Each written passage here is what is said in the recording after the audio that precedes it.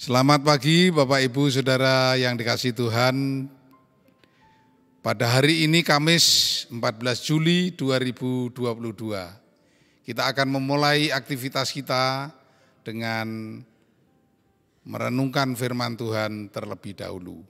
Kita akan membaca dari Amos 5 ayat 10 sampai 17. Sebelumnya mari kita berdoa. Bapa di surga, kami bersyukur atas berkat rahmat penyertaan Tuhan, sehingga pada pagi hari ini kami bisa bangun pagi dan kami akan memulai aktivitas kami dengan membaca dan merenungkan firman Tuhan terlebih dahulu.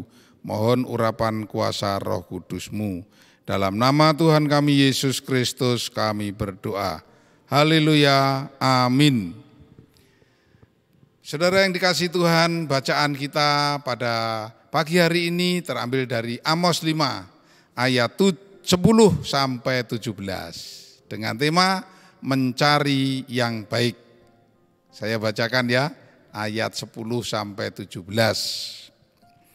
Mereka benci kepada yang memberi teguran di pintu gerbang, dan mereka keji kepada yang berkata dengan tulus ikhlas.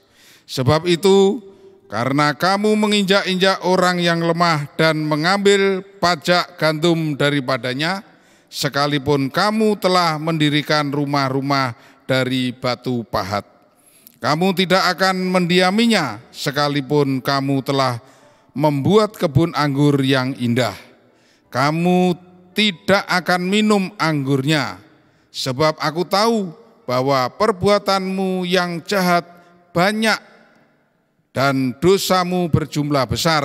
Hei kamu yang menjadikan orang benar terjepit, yang menerima uang suap dan yang mengesampingkan orang miskin di pintu gerbang. Sebab itu orang yang berakal budi akan berdiam diri pada waktu itu, karena waktu itu adalah waktu yang jahat. Carilah yang baik dan jangan yang jahat, supaya kamu hidup. Dengan demikian Tuhan, Allah semesta alam akan menyertai kamu seperti yang kamu katakan.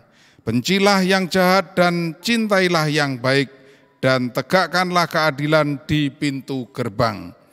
Mungkin Tuhan, Allah semesta alam akan mengasihani sia-sia keturunan Yusuf. Sesungguhnya beginilah firman Tuhan, Allah semesta alam. Tuhanku, di segala tanah lapang akan ada ratapan, dan di segala lorong orang akan berkata, wahai, wahai. Petani dipanggil untuk berkabung, dan orang-orang yang pandai meratap untuk mengadakan ratapan. Dan di segala kebun anggur akan ada ratapan. Apabila aku berjalan dari tengah-tengahmu, firman Tuhan. Puji nama Tuhan, banyak ya. Kali ini saya bacakan semua ayat 10 sampai 17. Kenalilah dirimu sendiri adalah salah satu maksim yang ditulis di depan pintu masuk kuil Apollo di Delphi pada abad ke-4 sebelum Masehi. Mengenali diri sendiri adalah sebuah keharusan yang tidak terpisahkan dalam rangka berhadapan dengan yang ilahi atau untuk bisa mendapatkan kehidupan yang penuh kebajikan. Namun sungguh tidak mudah untuk mengenali diri kita sendiri. Teks Amos pada hari ini tampak seperti sebuah pidato ratapan kematian.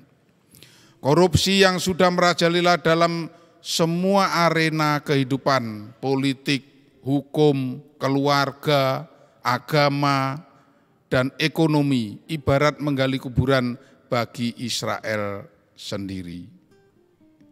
Meskipun begitu, masih terdapat pengharapan di dalamnya. Namun harapan itu hanya bisa terwujud jika mereka mau menerima ajakan untuk mencari Allah, mencari yang baik. Dengan demikian mereka pun akan hidup kembali. Saudara-saudara yang dikasihi Tuhan, mencari Allah dan mencari yang baik mempresentasikan dua dimensi dari agama sejati, yang bukan sekadar ritual. Yang baik menunjukkan pada apa yang menyenangkan Allah, khususnya keadilan bagi orang miskin. Mencari dalam konteks ini menunjukkan suatu kesengajaan atau keaktifan, kehendak untuk memilih atau mengusahakan yang baik. Ketika kita hendak beribadah kepada Allah, apakah kita sudah mengawalinya dengan mengenali diri kita sendiri? Mengenali bahwa kita telah sungguh mencari yang baik, yang mendatangkan kebajikan dan kesejahteraan bagi komunitas kita, khususnya bagi orang miskin. Nah, Bapak Ibu, mari kita berdoa, mohon penyertaan Tuhan dalam kita melakukan aktivitas kita hari ini. Mari kita berdoa. Bapa kami yang di surga, kami sungguh merasa bahwa kami adalah orang yang lemah. Kami bukan orang yang senantiasa bisa benar, bisa bijaksana. Namun Tuhan, kami ingin berusaha mencari dan menjadi orang yang baik. Tentu saja dengan bimbingan dan penyertaan Tuhan melalui Roh Kudus. Bimbinglah kami ya Tuhan, di dalam kami melakukan aktivitas kami pada hari ini, untuk kami bisa menjadi orang yang peduli kepada sesama kami, terutama peduli kepada orang-orang yang kekurangan maupun orang miskin. Dengan demikian kasih Kristus terpancar dari apa yang kami lakukan. Terpuji namamu ya Tuhan, kami pasrahkan kegiatan kami pada hari ini dari awal sampai nanti malam kami istirahat, kami serahkan di dalam nama Tuhan kami Yesus Kristus. Haleluya, amin. Terima kasih, selamat beraktivitas, selamat pagi, semangat di dalam Tuhan. Haleluya.